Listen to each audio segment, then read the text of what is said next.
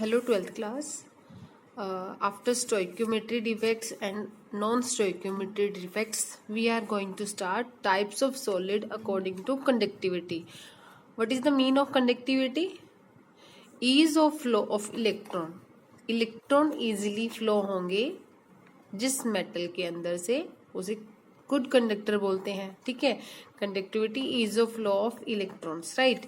तो 3 टाइप्स के सॉलिड हैं: conductor, insulator, semiconductor. Conductor, large amount of current can flow easily, जिसमें से बहुत ज्यादा अमाउंट में करंट फ्लो होता है, दैट इज कंडक्टर. ये सभी मेटल्स इसके एग्जांपल हैं. Insulator, material which do not allow the flow of electron, जो अपने अंदर से इलेक्ट्रॉन या करंट पास नहीं होने देते, दैट इज इंसुलेटर. ये भी आप अच्छे से जानते हो, wood, rubber, sulphur, phosphorus, plastic.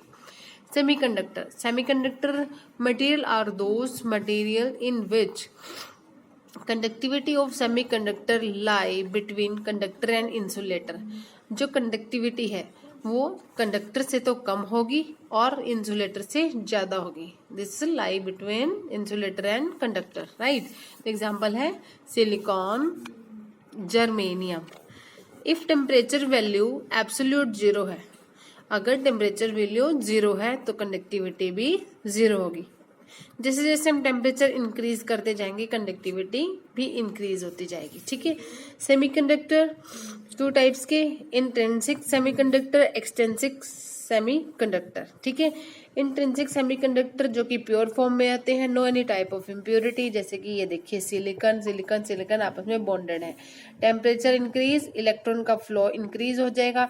Electron जो है एक दूसरे के पास शिफ्ट हो जाएंगे, लेकिन जो इलेक्ट्रॉन शिफ्ट हुआ उसकी जगह पर दूसरा इलेक्ट्रॉन आ जाएगा. ठीक है. जो इलेक्ट्रॉन शिफ्ट हुआ उसकी जगह पर दूसरा पीछे से इलेक्ट्रॉन आ जाएगा. ठीक है. तो this types of conductor is called thermal conductivity. ठीक है.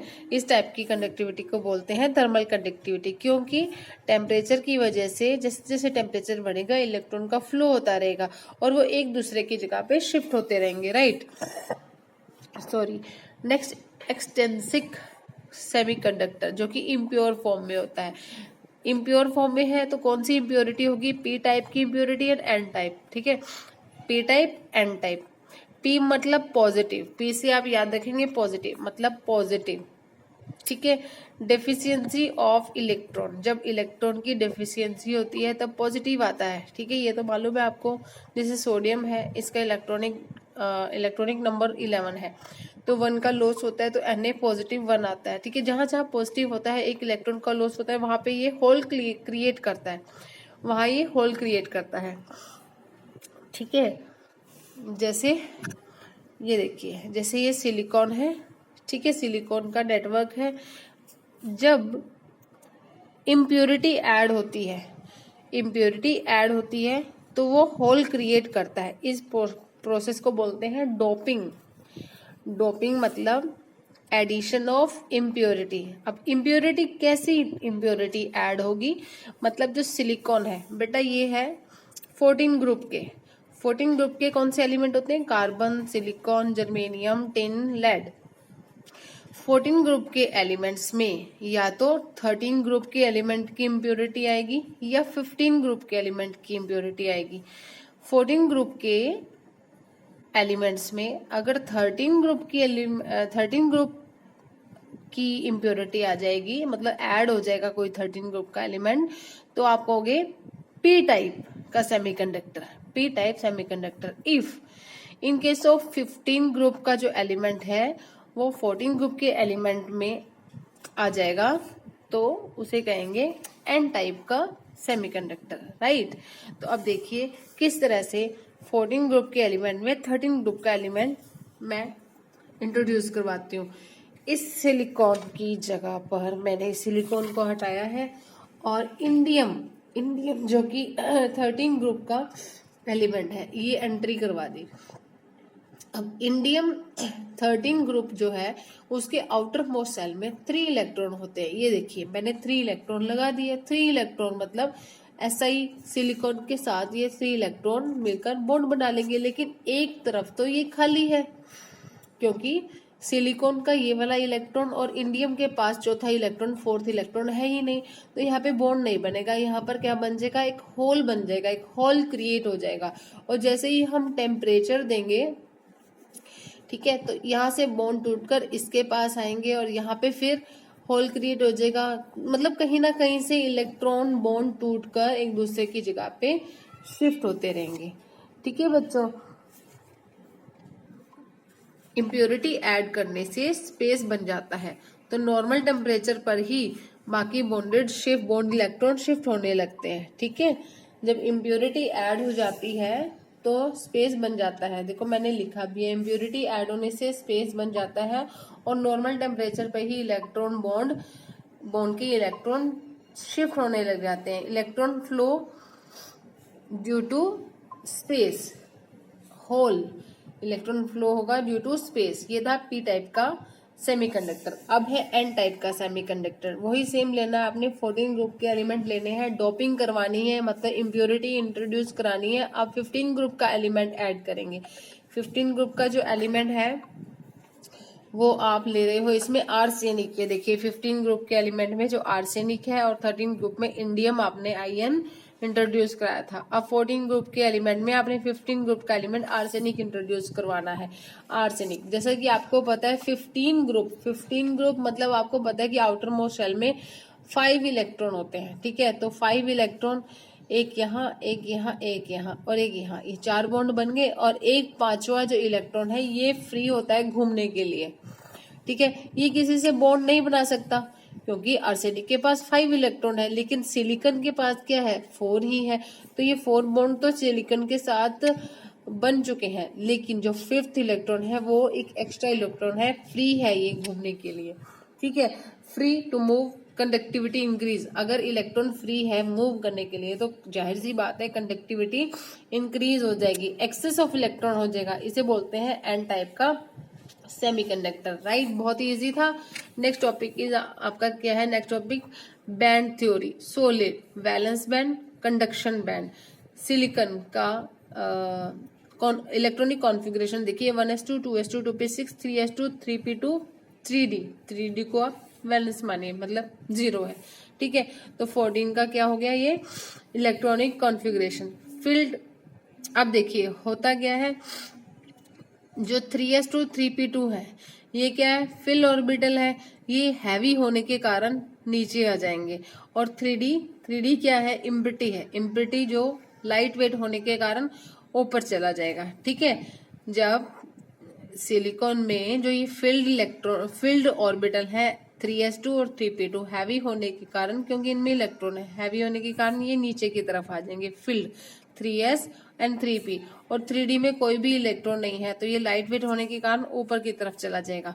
ठीक है, तो ये इनके बीच में एक गैप बन जाएगा, इसे बोलते हैं forbidden gap in between field and, तो फील्ड ऑर्बिटल को बोलेंगे, सॉरी फील्ड बैंड को बोलेंगे वैलेंस बैंड, और ऊपर जो 3d है उसे बोलेंगे, जो इम्प्योरिटी है उसे बोलेंगे कंडक्शन बैंड। फील्ड को बोलेंगे वैलेंस बैंड और इम्प्योरिटी को बोलेंगे कंडक्शन बैंड। इम्प्योरिटी है 3d वाला, राइट। तो इन दोनों के बीच में गैप बन गया, दैट इज फॉरबिडन गैप। ठीक है, अब देखो गैप भी 3 तरह से बन रहा है।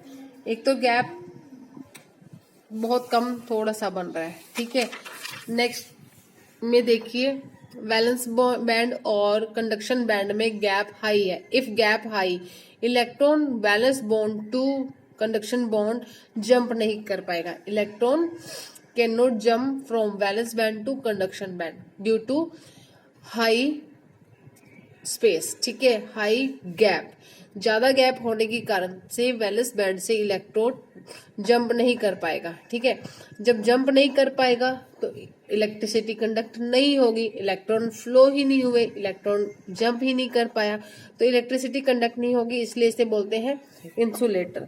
ठीक है, एक केस ऐसा है जिसमें कंडक्शन बैंड और वैलेंस बैंड आपस में मर्ज किए हुए हैं, इसमें बड़ी इजीली इलेक्ट्रॉन फ्लो होगा वैलेंस बैंड से कंडक्शन बैंड में। इजीली इलेक्ट्रॉन फ्लो होगा तो आप सबको पता है कि इजीली इलेक्ट्रॉन फ्लो हो रहा है तो इजीली करंट फ्लो हो रहा है, that is conductor. Forbidden gap 0, forbidden gap 0। अब देखिए कंडक्शन बैंड और वैलेंस बैंड में बहुत कम गैप है, बहुत कम गैप है, मतलब समझो कि 3 इलेक्ट्रॉन वोल्ट के बराबर या 3 इलेक्ट्रॉन वोल्ट से कम।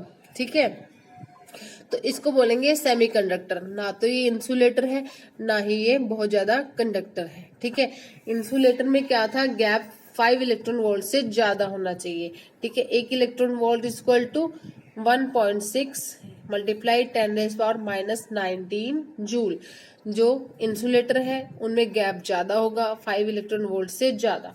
जो कंडक्टर है उनके बीच इलेक्ट्रॉन बैंड बिल्कुल आपस में मर्ज होंगे और 0 गैप होगा। और इंसुलेटर सेमीकंडक्टर है उनमें गैप 3 इलेक्ट्रॉन वोल्ट के इक्वल या गैप बहुत कम होगा। ठीक है, तो ये मैंने लिखी है insulator, conductor and semiconductor. ठीक है बच्चों, अब है magnetic property of solid. Magnetic property of solid में 5 टाइप के सॉलिड हैं, diamagnetic, paramagnetic, ferromagnetic, antiferromagnetic and ferrimagnetic. Diamagnetic, no unpair of electron, जब कोई भी अनपेयर इलेक्ट्रॉन नहीं होंगे उसे बोलते हैं diamagnetic. Magnetic field repulsion show करेगा। ठीक है, जैसे example sodium chloride, titanium oxide, vanadium oxide. ठीक है, paramagnetic, presence in magnetic field, ये क्या होगा, presence in magnetic field, in the presence of magnetic field. Solid attraction show करेगा। डायमैग्नेटिक में क्या होगा, रिपल्शन शो करेगा। और पैरामैग्नेटिक में सॉलिड अट्रैक्शन शो करेगा। एटलीस्ट 1 अनपेयर इलेक्ट्रॉन होना चाहिए। पैरामैग्नेटिक में क्या है, अनपेयर इलेक्ट्रॉन होना चाहिए। डायमैग्नेटिक में अनपेयर इलेक्ट्रॉन नहीं होता। ठीक है, तो paramagnetic example Cu+2 Fe+3 TiO titanium oxide, याद रखिएगा। पैरामैग्नेटिक में एग्जांपल है TiO। ठीक है, और डायमैग्नेटिक में एग्जांपल है TiO2। Magnetic moment mu equal to √n multiply n+2। n क्या है, नंबर ऑफ अनपेयर इलेक्ट्रॉन। इसमें क्या है, पैरामैग्नेटिक में एटलीस्ट 1 अनपेयर इलेक्ट्रॉन होना चाहिए। ठीक है, फेरोमैग्नेटिक, फेरोमैग्नेटिक में जैसे कोई भी मेटल है, एक इलेक्ट्रॉन का लॉस करके +1 बन जाता है। तो ठीक है, तो आई रिपीट अगेन, फेरोमैग्नेटिक कोई भी मेटल है जब इलेक्ट्रॉन का लॉस करती है +1 या +2 बनाती है। ठीक है, तो प्लस माइनस मतलब केटायन एनायन, केटायन आयनायन आपस में बहुत ही स्ट्रॉन्ग अट्रैक्शन फील करेंगे। It self behave like a magnet after removal of external magnetic field. External magnetic field remove होने के बाद भी ये कई देर तक मैग्नेट की तरह बिहेव करेंगे। एग्जाम्पल Fe, आयरन, निकल, क्रोमियम ऑक्साइड CrO2, इनका जो मैग्नेटिक मूवमेंट है वो मैक्सिमम होता है। ठीक है, ferromagnetic substance which show permanent magnetism even in the absence of the magnetic field are called ferromagnetism. ठीक है, these substances are very strongly attracted by a magnetic field. The reason of such a magnetism behavior by this substance is that in the solid state the metal ion of this substance are grouped together into small region. ठीक है, ये जो ions हैं, cation और anion आपस में group बना लेते हैं और स्ट्रॉन्ग फोर्स से स्ट्रॉन्ग अट्रैक्शन आ जाता है इनमें, और ये like itself behave like a magnet, magnet की तरह बिहेव करते हैं after removing the external magnetic field. Antiferromagnetism में क्या होता है, केटायन एनायन, एनायन केटायन, मतलब ये एक दूसरे से डायरेक्शन चेंज करके स्टेबल होते हैं। ठीक है, substance which are expected to possesses paramagnetism and ferromagnetism on the basis of magnetic movement of the domain, but actually they possesses 0 net magnetic movement. Strong repulsion होगा क्योंकि यहाँ पे क्या हुआ, केटायन के साथ एनायन, एनायन के साथ केटायन, तो इस तरह से ये स्पिन करेंगे, इलेक्ट्रॉन स्पिन करेंगे डिफरेंट डायरेक्शन में। ठीक है, इनका मैग्नेटिक मूवमेंट बिल्कुल 0 होगा, नेट डाइपोल 0 हो जाएगा। राइट, यहाँ देखिए सभी केटायन ऊपर की तरफ थे फेरो में और एनायन नीचे की तरफ थे। एंटी फेरो में, एंटी नाम से ही पता चल रहा है केटायन एनायन एनायन केटायन, मतलब एक एरो ऊपर की तरफ एक एरो नीचे की तरफ, मतलब electron anti clockwise and clockwise इस तरह से डायरेक्शनल जा रहे हैं। ठीक है, तो इस तरह से इनका मैग्नेटिक मूवमेंट जीरो हो जाएगा। ठीक है, कुछ इस तरह से, राइट। नेक्स्ट फेरी मैग्नेट।